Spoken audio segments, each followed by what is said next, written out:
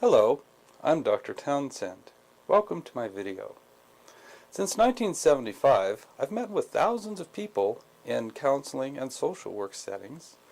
Many of these people are folks who've come seeking help to cope better with their emotions and to handle communication better in relationships with people. For many of the people who I've met with, it's been helpful to start with a basic analysis of a relationship between two things. These are emotion and behavior.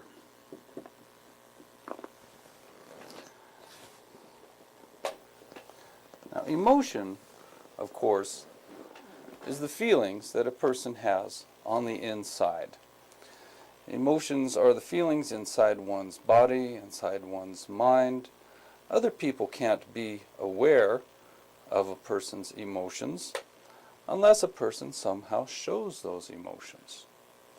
Now, behavior is, of course, the actions that we do with our body to interact with the rest of the world. Emotion might be considered an internal state. It's what's going on the inside of the body and the mind.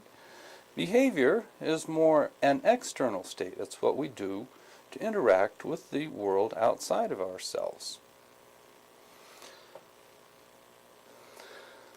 In the category of assertive behaviors,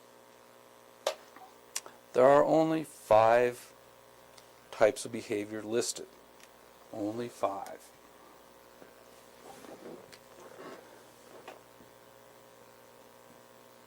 Be calm.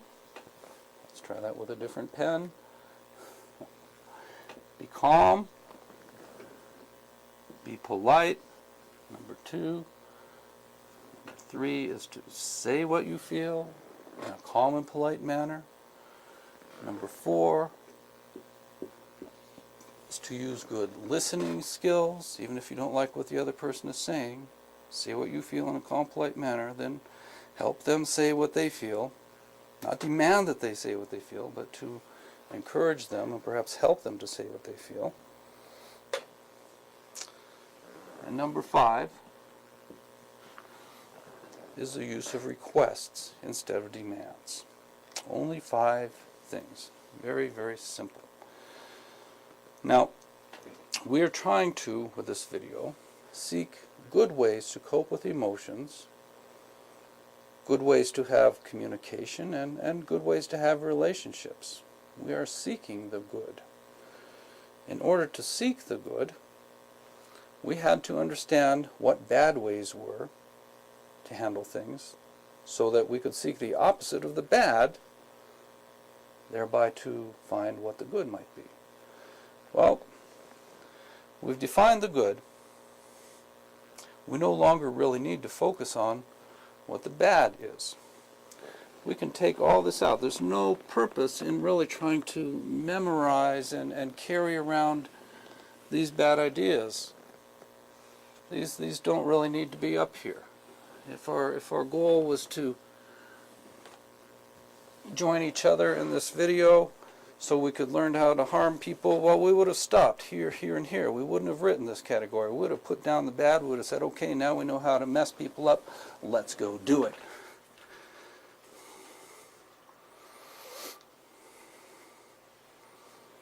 But the bad simply is not what we're after. We're after the good. By focusing on these 5 good ways of coping with emotions and dealing with communication and relationships, the 3 bad ways of handling emotions and communication and relationships simply won't occur. The good is the opposite of the bad. They don't coexist at the same time in the same place. If you use the good, the bad doesn't occur. If you just focus on trying to remember what the 5 good ways of handling things are, then you come out way ahead. You don't have to memorize all the multiplicity of bad ways. There's no point in focusing on what the bad is. Focusing simply on the good prevents the bad from occurring. Thank you for joining me for my video today, a video on coping with emotions, communication, and relationships. I hope that you'll find this video helpful and informative.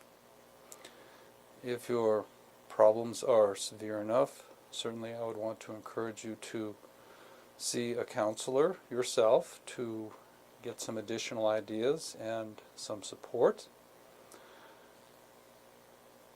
All of the ideas in today's video are based on my past experiences working with thousands of families.